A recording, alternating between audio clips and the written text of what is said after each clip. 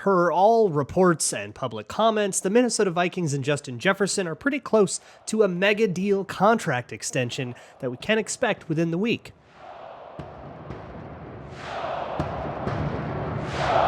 Right? You like that on 3, 1, 2, 3? Yeah! You are Locked On Vikings, your daily Minnesota Vikings podcast, part of the Locked On Podcast Network, your team every day. What's up, everybody? Welcome to the Locked On Vikings podcast, part of the Locked On Podcast Network, your team every day. As always, I am your host, Luke Braun. Let's find some joy today.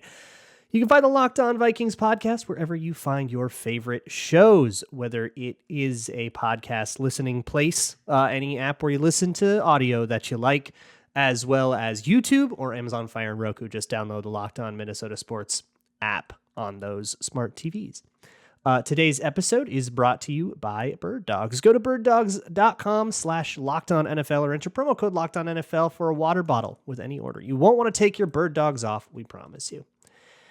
Today is Twitter Tuesday, so I'm answering your questions for most of the show. If you do ever want to submit questions, you can do so at Locked On Vikings or at Luke Braun NFL on Twitter. You can send an email if you got something longer to lockedonvikingspodcast@gmail.com or fill out the Google form in the show notes. If you prefer, leave a YouTube comment, whatever you want. Before I do that, real quick, it may be of interest to some of you. There are a couple of quick news things. One is Kyle Rudolph is signing a one-day retire a Viking kind of deal. For the nostalgic fan in you that may think about all of his fun contributions over the decade that he was here, the overtime catch in the Superdome, that really sick catch earlier that season, in the touchdown, like one-handed touchdown. There's a couple like that, but I'm thinking of the one in Dallas, as well as all kinds of really cool stuff from over all of the years from 2012 to 2020. He was a Viking, and I think they'll be doing something to celebrate that. So that's pretty nice. And then I wouldn't usually give you updates on like practice squad goings on, but I feel like some of you may want to know that N'Keal Harry's on the practice squad now. So he did just sort of float around on the market, didn't go onto anybody's roster or anything, but the Vikings waived, or they cut Alana Lee off the practice squad, and now they have N'Keal Harry. They've got a lot of wide receivers on the practice squad. So you could see that. I mean, I could see that be like, hey, he's a veteran. This is our like activation for the Bucs game or something like that. Like that wouldn't be the craziest thing for me. But probably he's just kind of a reserve guy that's like here now, right? More than that, I want to answer your questions. And a whole bunch of these came about Justin Jefferson, and we've got a whole bunch coming up later about the Bucs. Of course, we'll really dive into the Bucs on Thursday and Friday when we do crossover Thursday, and then we'll actually preview the Bucs on Friday. But if you guys got a whole bunch of questions, of course I will answer that. But let's start with the Justin Jefferson one. The first one I'm going to do today comes from Skull, and then a bunch of numbers, who asks, what would be your thoughts if we don't get a Justin Jefferson extension before the season opener? Panic, red flags, optimistic curiosity, not sure how I'd feel. So before I actually answer that, here is the lowdown on the Justin Jefferson situation as it stands right now, especially for listeners who maybe haven't been paying attention all offseason, like a total sicko, and did something else with your summer. Here's where we're at. At the end of last season, both Justin Jefferson and the Vikings expressed a lot of interest in coming to an extension. Usually when both sides are like publicly forthright about that, a deal is coming, and it's mostly a matter of when and how much. And, sometimes there's a huge distance between the two parties or whatever, but we were told that was the case with TJ Hawkins, and he's got a new deal. So usually that kind of thing works itself out, especially as deadlines approach. So to me, that kind of was, okay, so they're going to get an extension done probably sometime around the beginning of camp. Well, we didn't get that, and that's okay. It's typically around the beginning of camp. That it was a little later this year. That's fine. But I guess outside of that, Jefferson's been asked about it kind of every time he's gone in front of the media, and he's always like very unbothered. He's like, yeah, whatever. I'm just like kind of here to play football, like whatever. and he doesn't really like have much to say about it. And not in a like non-answer way that, you know, TJ Hawkinson was asked about his contract a week or two ago. And he kind of said, oh, you know, I'm leaving that between me and my agent. You know, I'm excited to be. And he just kind of said all the right things. Justin Jefferson's like, oh, I don't care about money. No, I don't. It's fine. Like, you can pay me. I don't care. I just want to win the Super Bowl. And it's like also kind of a platitude, but he probably just doesn't care about this contract because he's been doing all kinds of endorsements, right? And I'm going to guess that takes a little bit of the passion out of trying to get that first deal of life-changing money because he already has it from like Madden and whatever other endorsements he's done. He missed OTAs, so that sort of brought the contract into the forefront. You know, when a player skips out on OTAs, that usually means that there's like a holdout coming or something like that. Jefferson did nothing of the sort. He just went to Miami and inked a bunch of endorsement deals, and I figure, hey, yeah, I guess that makes you more money than showing up to OTAs, so it's fine. And nobody really was upset about it. He was communicative with the team and all that. So they, you know, had a great dialogue about all that. So that's the situation as it stands. And then about a week ago, Diana Rossini tweeted out that the Vikings are aiming for week 1, aiming for the first game of the season as kind of their deadline for the Jefferson extension. So I've kind of been going off of that and saying, okay, well, we're expecting one to come. So to go back to Skull Bunch of Numbers' question, what would be your thoughts if we don't get one before the season opener? So my thoughts would be twofold. That would be the second time that a Diana Rossini report about the Vikings has been false. I not beating the Fed allegations because she also was the one who tweeted out that there was a bunch of distance between the Vikings and TJ Hawkinson, like a few days before TJ Hawkinson signed his contract. And that could have been true, right? Like that's, I'm not saying she's like, what is fake news or anything like that. That could have been true and just, oh, okay, well, you know, TJ Hawkinson capitulated or the Vikings capitulated or something like that. But more likely, because of the way that this industry works, that was a plant of information by one side or another. And I'm going to guess that because the words market setting was in the language, well, it could have been from either side because Hawkinson's agent really, really, really wants you to think that that was a market setting contract. You can tell by the way Adam Schefter tweeted about the contract. And that was the same language that Diana Rossini used, but sometimes teams will put that out via a reporter to try to drum up like bad PR kind of and say, oh, market setting contract for TJ Hawkinson, so that they can get those sorts of comments and then use that public sentiment in the negotiation to try to lower the price. Negotiating through the media, a tale as old as time. And I don't think that there's any problem with like participating in that when that's your job to do that, right? It's life. You deal with it. Not everybody's honest in sports media. You get lied to. Welcome to adulthood. So my first thought would be, we've been lied to again. Okay. And that it would be more about like the nature of the industry. Well, we got lied to again. Because here is the ultimate thing here. This doesn't become a problem until like this time next year, because Justin Jefferson will play on his 5th-year option in 2024. He could be tagged the year after that. Like, they've got lots and lots of team control that they can sort of lord over Justin Jefferson if an extension truly becomes an issue. That means the extension gets more and more expensive as time goes on. It also lasts longer, right? Because you're starting it later. So it lasts into higher aged seasons for Justin Jefferson, which is good right now because he's young. So we get, those more of those prime seasons. But, if he signs after, say, Jamar Chase will get his extension next year. And if Jefferson signs after that, he might have his price affected by that. So all of this goes to say it's definitely not anything to worry about for a while. But hey, maybe they get a little nickel and dimed about it. And if they wait too long, then they might, they might have to pay a little bit more. Or they stare at him for a year and he capitulates and he takes less than his agent was asking for or something like that. It's hard to know without knowing the inner guts of the situation, but because going all the way back to the beginning, both sides have very much expressed wanting to get an extension done and being happy with this dynamic and saying, let's, make this a long-term thing. That usually means it gets done. And the day-to-day worry of it, if it doesn't happen by the season opener, but they get it that Wednesday, we're not really ever going to talk about it again. So I always say, advocate patience with this kind of thing. That was one question. So I've got a whole bunch more that I want to make sure that I get to. Before I do that, however, boys, how do your thighs feel? Do they feel slender, slim, tight, cut? If they don't, you may want to consider some bird dogs. They make you look good. They have stretch khaki shorts that are designed to fit slimmer through the thigh and give you that sculpted look that you're looking for.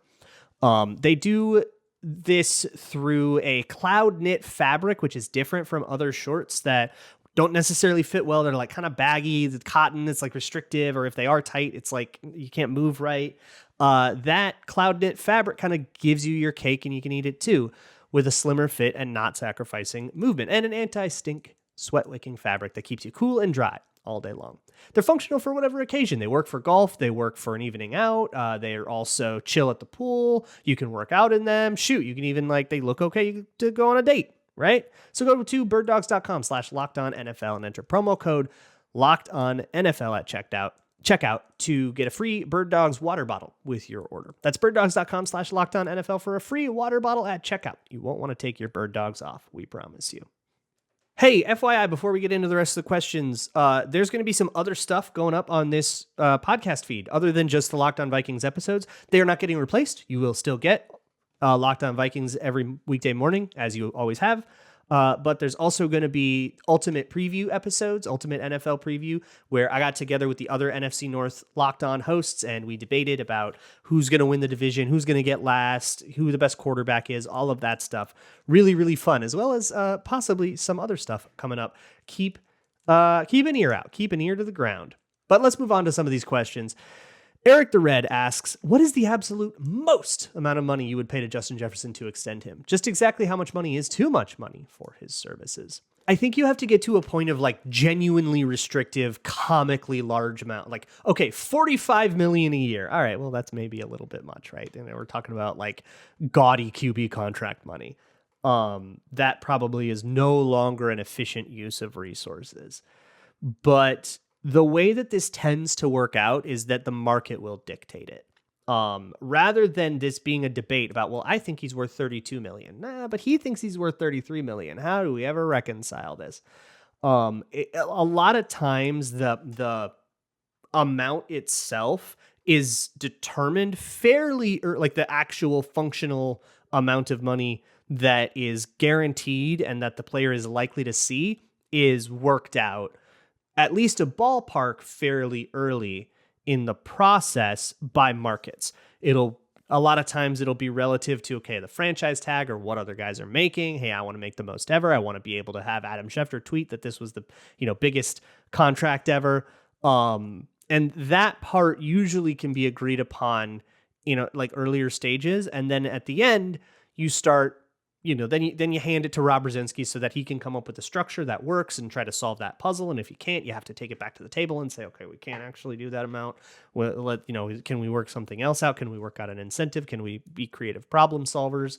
If there are more problems in that, that's when you get to the point where they go, we're not happy with that. We're going to let a whole bunch of time pass by and we'll see if you call us back. And that can be part of negotiation too. It can be part of why negotiation takes forever, but every little change also has to be drafted up into a document. So it can be this sort of arduous process. But all that is to say, there isn't really a world where a player comes in and says, bang, $45 million, give me a ridiculous amount or I walk. It's usually, what is the most ever for a wide receiver? And if you're in that range, you probably never have to go too much higher than that. And I'm pretty comfortable being in that range for Justin Jefferson, who is the best receiver in the league and is young. So yeah, works for me. So I don't think that there's a realistic number that would be an answer to this question, which is pretty exciting. Justin Jefferson rules that much. Let's celebrate that. Jacob Tobin asks, what are your least favorite narratives surrounding the Vikings? Oh, you're trying to get me in trouble. I think there's I got to toe a line here. It's really easy to forget the human aspect of football. And I think this goes more for outside observers like me, I think like when you talk about like the Vikings beat and they're in the locker room and they feel the weight of a loss, and it's a little bit harder for them to step over this line. Sometimes they do.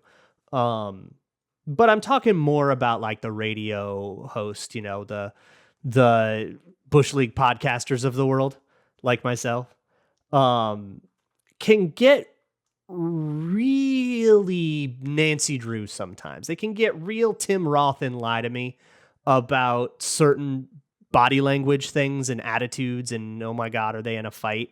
The worst example of this to me was the Mike Zimmer, Kirk Cousins, you like that deal after the Detroit Lions game where they won on a field goal. Everybody thought it looked like a fight. And if you've ever like watched a team celebrate a win, like they push each other around all the time. I've seen players headbutt their coaches. Like it's a very, very normal thing to do, but I think we already had this preconceived deal that they hate each other and they want to strangle each other's wives, that we kind of added some confirmation bias. And it's like, man, suddenly everyone's a body language expert. And for me, that just doesn't track, because I am never going to take the opinion of somebody I haven't met's opinion of somebody they haven't met. And you shouldn't either. If you are coming to me for to judge the personal character of someone, that you shouldn't take that. Like the only time I'll even talk about it is if there's like serious, off-field allegations, and I feel like the discussion is important. But even that, like, you should take my opinion. You should come up with your own. My goodness. I don't know. That's probably my least favorite like thing in sports media. But everything else, other annoying narratives about one-score games, or the Vikings are just going to be another 500 team. Essentially, they've been 8.5, over under 8.5 or 9 every single year that Kirk Cousins has been here. So like it's old and it's kind of boring, but I get it. So I'm not going to disparage it, but I think when we all suddenly get real Nancy Drew, when we start talking about how Daniil Hunter liked to tweet about the Titans on Instagram or like to tweet about getting traded to the Titans, meaning he's going to be traded to the Titans. It's been like 3 years since that happened. So I think y'all got to take your L's there. I think that bugs me a little bit, because it's like, you don't know this person or what they do on social media or what it means. You do not know this. You just don't have experience with this, and I don't know, it feels a little bit presumptuous, I guess. Dinesh Kalyana Sundar asks, how do you predict the additional cap room will be used, or how do you think it should be used? Okay, so the additional cap room is not that big. It's like they've got like 4 million. The top 51, the roster cut down day cap costs are actually pretty strong. And we kind of forget about it, but that's why I say you kind of got to go into camp with like 10 mil. It costs like $4 million to sign your practice squad, because each one of those guys makes $200,000 to $300,000. There's 16 of them. So it's like 4 something to sign your practice squad. Not to mention there could be dead cap accelerations and kind of not getting the savings you think you're getting because of guys like Jalen Reagor, who have $2.4 million, but he only ends up on a practice squad. So not a lot of that offsets. You also have the last 2 players themselves. Only the top 51 contracts count. Well, now we have 53 people, so we have 2 extra contracts to deal with. And a lot of times some of that can be offset depending on who gets cut, right? Like if you're cutting a veteran player that makes a higher veteran minimum and then you're rostering an undrafted rookie, for example, that could mean that, a lower contract that didn't count before is displacing one that was in the top 51 and was bigger. So sometimes that can offset a little bit, but we only have like 4 or something. I think maybe like 3.9 million in cap space right now. So I think a bunch of that's probably going to go to the JJ extension. Maybe even we'll do some other corresponding cap move to make sure that they have enough space, but I don't think that they necessarily need to. This might mean that the Justin Jefferson extension just doesn't have a lot of signing bonus on it yet. There will be restructures later, but you can just do guaranteed salary instead, and that functionally will play out about the same.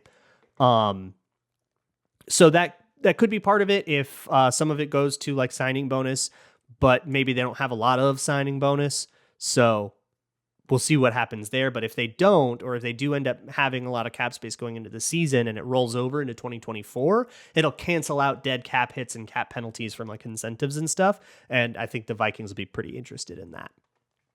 So either the JJ extension or just rolling it over. I don't think they're going out and grabbing some like premier free agent that you're still obsessed with. Because I know a lot of people are still going like, yeah, but what about Dalton Reisner? That it didn't happen. He's on their speed dial. If guys get hurt, they'll call him. I got a couple more questions. A lot of stuff about the Bucs game going on and a couple other philosophical things as well. Before I do that, though, you can gamble on this Buccaneers game. Vikings currently favored by 6 points over under 45.5. You can also gamble on Vikings futures still, division stuff. You can continue to gamble on that throughout the season as well, as those lines will shift and move as things go down. And you can do all of that at FanDuel, America's #1 sportsbook. And right now, new customers can bet just $5 and you get $200 back in bonus bets guaranteed. $5 for $200 back in bonus bets guaranteed. You do not have to win that first bet at all. You just got to place it and you get $200 back in bonus bets. So go put $5 on the Vikings -6 or whatever, or shoot, bet on the Bucs +6 and hedge yourself emotionally. And if the Vikings win a close game, you get a win and a Vikings win. You can do whatever you want there. All customers who bet $5 can get $100 off of NFL Sunday Ticket from YouTube and YouTube TV as well. So now is the best time to join FanDuel. The app is easy to use and you can be on everything from spreads to player props and more. So visit FanDuel.com/lockedon and kick off the NFL season with an offer you won't want to miss. FanDuel, official partner of the NFL. Rapid firing through the rest of these questions here on the Locked On Vikings podcast. The next one comes from H-, who asks, where do you place offensive line play in importance relative to other positions? In my mind, great offensive line play elevates quarterbacks and running backs. And to that, I would say you kind of cracked your own nut there. Because good offensive line play has an inextricable effect on running backs and quarterbacks and wide receivers too. The more time you buy, the more time they have to work with to put extra sauce on their routes and work to get open and run deeper routes and all of that. Everything affects each other so much that I've kind of become completely agnostic to the idea of positional value. I mean, there's certain, like, you're not going to value a kicker over a quarterback, right? Like, there's certain common sense things.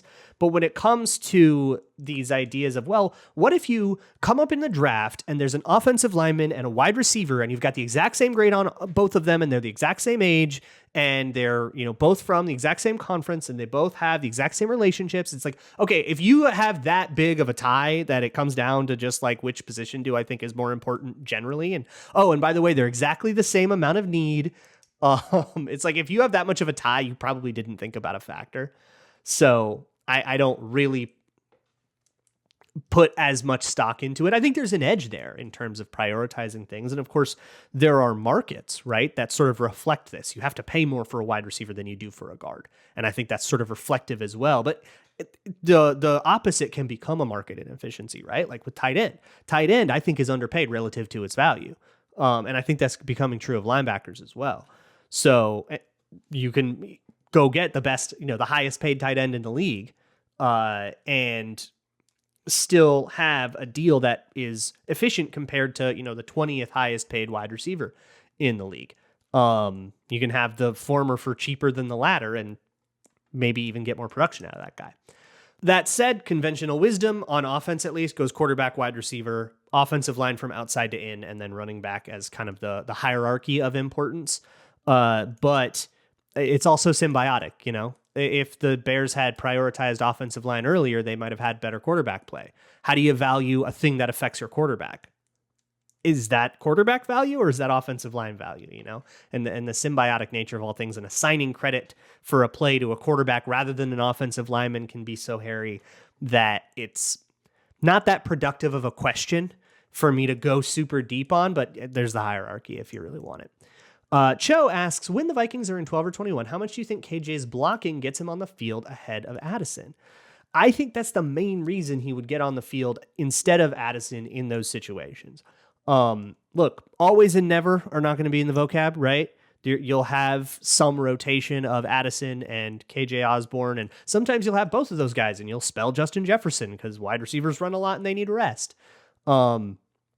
But I think in general, when you're in more run-heavy situations and run-heavy packages, you're going to want KJ Osborne to be the one doing that blocking a little bit more than Addison. Although Addison has apparently in camp and stuff been a little better as a blocker. And they even kind of tested this in the first part of the Seahawks preseason game. They had him actually have to crack down on an edge twice, and it went pretty bad. So maybe they tested that and they're going, okay, well, we tried. And they'll put KJ Osborne in more in those situations and in those packages. But it certainly won't be like 100% of the time this way and 100% of the time that way. It'll be some kind of 70-30, 60-40 divide. But KJ Osborne will be on the right side of that divide for that reason. Get into 11 personnel, though, and Jordan Addison might get more of the targets and be higher in the progressions and be, a more oft-used weapon, but just in more passing situations. And that sort of versatility is something the Vikings have clearly tried to prioritize, getting their hands on a lot of players that can do a lot of things. Let's move on to the Bucs part of this. Jonathan asks, is this the first of 17 must-win games in a row this regular season? You know it, buddy. Magic Skull asks, I mean, every game's a must win, right? And I think I had a bit, I think it was 2 years ago now, that I had a bit where every single game I had a tweet that went out about 5 minutes before kickoff that was like, this sure is a must win. And every single game, somebody took that tweet seriously and agreed with it. Every single one. Didn't matter. Didn't matter if it was a noon game against the Lions or primetime with the division on the line. Every single game was like a must win. It's very fun. Must win is a totally meaningless term. You can talk yourself into any game being a must win because they all are must win. And no, what our team's going to be like, yeah, we can take this one off. This one, we don't really need it. We can chill. Like nobody ever thinks that. Magic Skullbuzz asks, what offensive scheme should we expect against a team like the Bucs? Heavy run, 3 wide, short game. So I want to ask David Harrison and Locked On Bucs a little bit more about this, but from what I understand about the Todd Bowles defense is it's not that far from the Flores one. It's very blitz heavy, although he chilled out a little bit last year. And it's, 3-4, who's coming, who isn't that kind of thing. And I think run heavy is a good counter to that, especially if they're going to stay in their base package, which they do prefer to do. Run heavy is good. At the same time, bringing out 11 personnel, they have at nickel right now because they lost they let their old nickel go in free agency. They've got D. Delaney, I think, right now starting as a nickel corner. So maybe you want to do that, try to get Justin Jefferson one-on-ones and kind of take advantage of the fact that they love to sit in man-to-man and try to win their matchups because they have good corners. Just say, all right, yeah, you want to do man-to-man Jamel Dean versus Justin Jefferson? Okay, we'll take that. May the best man win. And so you might go do that, but I do think that if they're gonna, if they're gonna chill in their base, let's get small and let's get fast. That I think would be where my brain goes, but subject to change as I learn more. Bradley Norris says, how many blitzes do we see week 1 from Flores? Probably plenty, man. I mean, it's Baker Mayfield, right? We're not gonna let him sit in the pocket. 1991 Ford Tempo Enthusiast asks, will our corners shadow the Bucs receivers all day? And if so, which matchups should we expect? Okay. Yes. Almost certainly every single week. That seems to be the plan here. Or you know what? They might play sides sometimes, but it'll be like a lot of man coverage. So you'll probably have like Byron Murphy on Chris Godwin and then a Caleb Evans, who's bigger, on Mike Evans. If Mike Evans plays, by the way, which is like a whole thing, he might be like in a holdout thing. We'll see. But that would probably be the matchup that I would look for, but they might play sides and let the Bucs dictate that as well. So then they might get Mike Evans on Byron Murphy and say, hey, let's hope he can, just outmuscle. There's a whole bunch more to talk about with the Buccaneers, though, so I kind of flashed through that quick. We'll talk a lot on Thursday in the crossover and then more on Friday as well. Tomorrow, we'll do the thing we did yesterday, but with the defense. We'll do this like comprehensive preview of it, and then, hey, we're into games. So hope you guys are in it for the long haul. I will see you all tomorrow. And as always, Skull.